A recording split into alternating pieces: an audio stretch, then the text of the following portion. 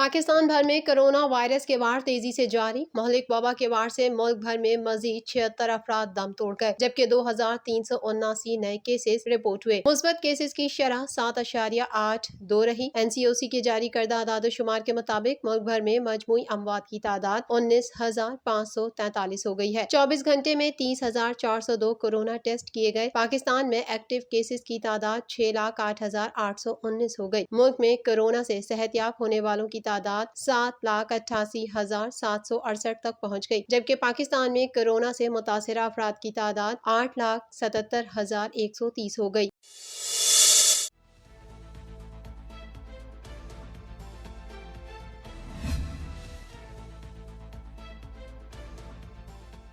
जुनूब मशरकी बहिरा अरब में बनने वाले समंदरी तूफान ताउते ने रुख तब्दील कर लिया। तूफान की सिमत तब्दील होने से पाकिस्तान की साहिली पट्टी से खतरा टल गया। 17 से 20 मई तक समंदर में तुग़यानी की कैफियत रहेगी। समंदरी तूफान कराची के जुनूब और जुनूब मशरिक से 1220 किलोमीटर के फासले पर है। तूफान के मरकज में हवाओं की रफ्तार 100 से 120 किलोमीटर फी घंटा है। महकमा मौसमियात के मुताबिक कराची में हवाओं की रफ्तार बढ़कर 140 किलोमीटर को भी छू रही है। ठट्ठा, बदीन, थर, मीरपुर खास, उमरकोट और सांगड़ में बारिशों का इम्कान है, जबकि इस दौरान हवाओं की रफ्तार 60 से 80 किलोमीटर तक होने का इम्कान है। समंदर में तूफान के सबब हैदराबाद, जामशोरो, बेनजीराबाद में 18 से 20 मई बारिश और गर्द आलूद हवाओं का इम्कान है। इन अजला में सक्खर, लाड़काना, शिकारपुर, जैकबाबाद, दादू भी शामिल है। 17 से 20 मई तक सिस्टम के तहत समंदर में तुग़यानी की कैफियत रहेगी, जिसके सबब माहीगीरों को 16 से 20 मई तक गहरे समंदर में न जाने की हिदायत की गई है।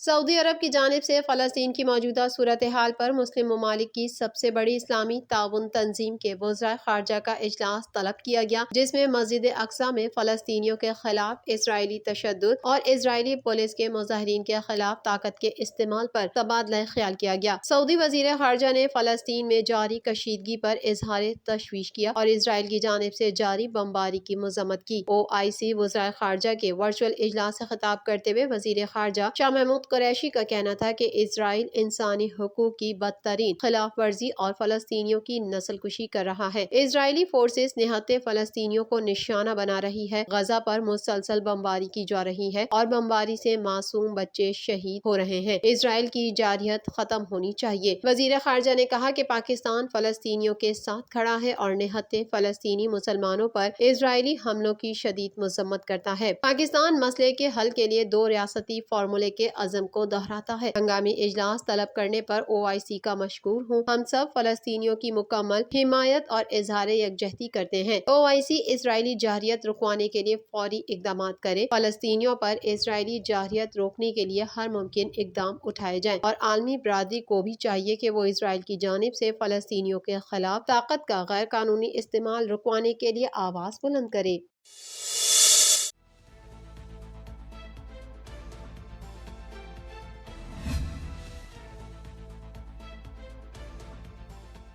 National command and operation centre ने पीर से लॉकडाउन खत्म करने का ऐलान कर दिया, जबकि पब्लिक ट्रांसपोर्ट को बहाल कर दिया गया है। वफाकी वजीर असद उमर, लेफ्टिनेंट जनरल हमूदुज्जमा की जेर सदारत NCOC का खुसूसी इजलास मुनक्किद हुआ, जिसमें मुआविन खुसूसी बराए सेहत डॉक्टर फैसल सुल्तान ने भी शिरकत की, जबकि सूबाई चीफ सेक्रेटरीज वीडियो लिंक के जरिए शरीक हुए। फोरम ने ईद तातीलात के दौरान SOPs के नफाज का जायजा लिया और इत्मीनान का इजहार किया। फोरम ने तमाम स्टेक होल्डर्स की काविशों खुसूसन मुल्क भर में आवाम की तरफ से ताउन को सराहा। इजलास में फैसला किया गया कि तमाम बैनुल सूबाई, इंटर सिटी और इंट्रा सिटी पब्लिक ट्रांसपोर्ट को पहले दी गई तारीख 17 मई के बजाय 16 मई 2021 से दोबारा शुरू किया जाएगा। रेलवे 70% के साथ अपने ऑपरेशन को बरकरार रखेगा। इजलास में यह भी फैसला किया गया कि 17 मई से तमाम दफातर, बाजार और दुकानें खुल जाएंगी, जिन्हें रात 8 बजे तक कारोबार की इजाजत होगी, जबकि दफातर में 50% अमले के साथ अमूमी औकात कार दोबारा शुरू किए जाएंगे।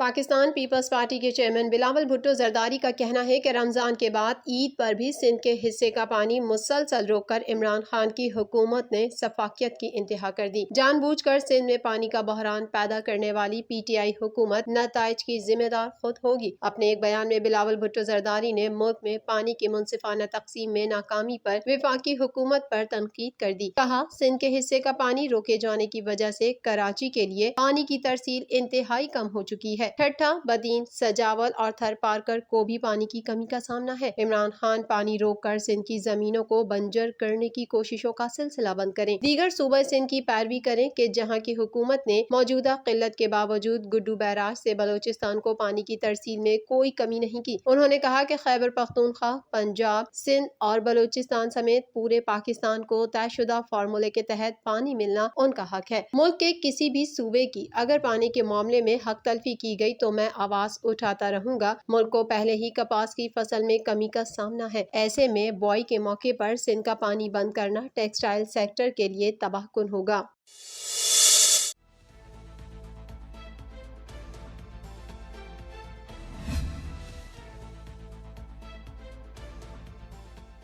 پاکستان مسلم لیگ نون کے صدر اور سابق وزیر اعلیٰ پنجاب شہباز شریف کا نام بلیک لسٹ سے نکالنے کے معاملے پر وفاقی حکومت نے لاہور ہائی کورٹ کے فیصلے کے خلاف اپیل تیار کر لی۔ حکومت کل سپریم کورٹ میں پٹیشن دائر کرے گی۔ لیگل ٹیم کی تیار کردہ پٹیشن کے نکات منظر عام پر آ گئے۔ پٹیشن 1973 کے آئین کے آرٹیکل 185(3) کے تحت دائر کی جا رہی ہے۔ پٹیشن میں کہا گیا ہے کہ کیا معزز فاضل جج کسی متعلقہ محکمے یا حکام کو نوٹس جاری کیے بغیر مدعی علیہ کے حق میں پاکستان سے باہر جانے کی اجازت دے سکتے ہیں؟ آیا کوئی سابق عبوری حکم جو مدعی علیہ کی درخواست پر اثر انداز ہوتا ہو؟ ایک ریٹ پٹیشن جو متنازع سوالات پر مبنی ہو اسے معزز سنگل جج کے ذریعے قانونی طور پر منظور کیا جا سکتا ہے۔ پٹیشن میں 12 قانونی سوالات اور حقائق بیان کیے گئے ہیں اور لاہور ہائی کورٹ کا فیصلہ معطل کر کے حکم کے خلاف اپیل کی اجازت مانگی گئی ہے۔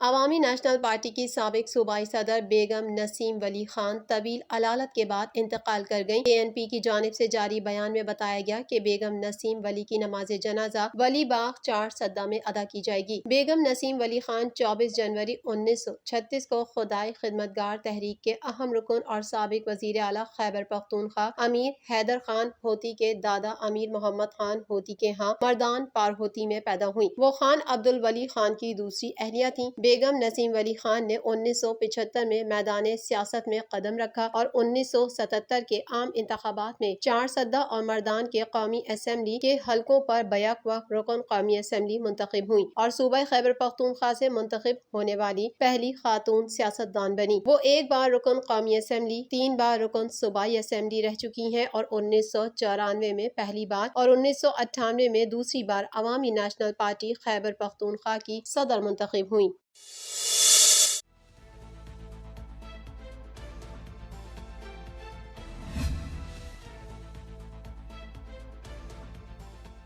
پاکستان مسلم لیگ نون کی نائب صدر مریم نواز شریف نے حکومت پر تنقید کرتے ہوئے کہا ہے کہ یہودی کی کیمپین چلانے والے کس منہ سے فلسطینیوں کی بات کر رہے ہیں۔ شیخوپورہ میں مسلم لیگ نون کے کارکنوں سے خطاب کرتے ہوئے مریم نواز شریف نے کہا کہ عوام جانتے ہیں کہ اصل غدار کون ہے۔ کشمیر بھارت کی جھولی میں ڈالنے والوں، منتخب وزیر اعظم پر چڑھائی کرنے والوں، رمضان میں چینی کے لیے لائنیں لگوانے والوں اور بھارت میں بیٹھ کر اداروں کے خلاف بات کرنے والوں کو غدار کہتے ہیں۔ لیگی رہنما مریم نواز شریف کا کہنا تھا کہ گولڈ اسمتھ کی انتخابی مہم چلانے والے کس منہ سے فلسطینیوں کی بات کریں گے۔ انہوں نے کہا کہ غداری کے الزامات کئی سال سے سنتے آ رہے ہیں۔ غدار کا لقب جاوید لطیف نہیں، شیخوپورہ کے عوام کو دیا گیا۔ سچ کہنا غداری ہے تو بار بار غداری کریں گے۔ ان کا کہنا تھا کہ حکومت کی کشتی ہچکولے کھا رہی ہے۔ نااہل حکومت کی وجہ سے ملک میں مہنگائی ہے۔ نواز شریف لندن میں ہیں لیکن ہر کونے سے ان کے حق میں فیصلے آ رہے ہیں۔ ڈسکا میں لوگوں نے نواز شریف کے بیانیے کو عزت دی۔ 22 کروڑ عوام کو اپنے حق کا پتہ چل گیا ہے۔ اور سنو غداری کس کو کہتے ہیں، اور سنو غداری کس کو کہتے ہیں۔ عمران خان جب بھارت کی سرزمین پر بیٹھ کر اپنی فوج اور ISI کے خلاف دشمن ملک میں جا کر بات کرتا ہے تو اس کو غداری کہتے ہیں۔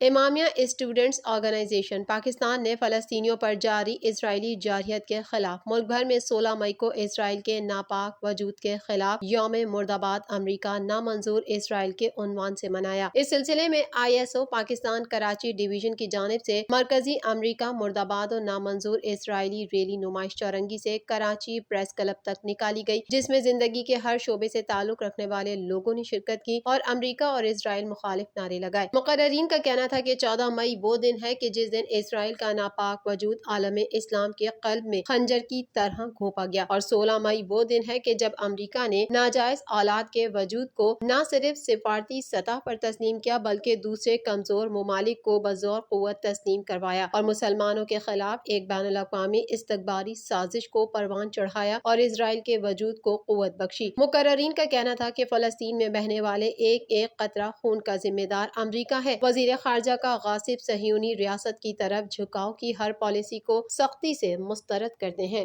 میرا نام فاطمہ بطول ہے، میں 3rd ایئر MBBS کی اسٹوڈنٹ ہوں اور میں یہاں پہ بحیثیت ایک نوجوان اس جذبے کے ساتھ موجود ہوں کہ ہم تمام دنیا کے طاغوت اور تمام ظالم حکومت کے خلاف یہاں کھڑے ہوئے ہیں۔ خاص طور سے 16 مئی یوم مردباد امریکہ، ہم امریکہ، اسرائیل، فرانس اور وہ تمام ممالک جو مظلومین کے مخالف ہیں، ظالمین کا ساتھ دیتے ہیں، تمام عرب ممالک جو ظالمین کے خلاف کا ساتھ دے رہے ہیں، ہم ان کے خلاف یہ آواز اٹھانے کے لیے آئے ہیں۔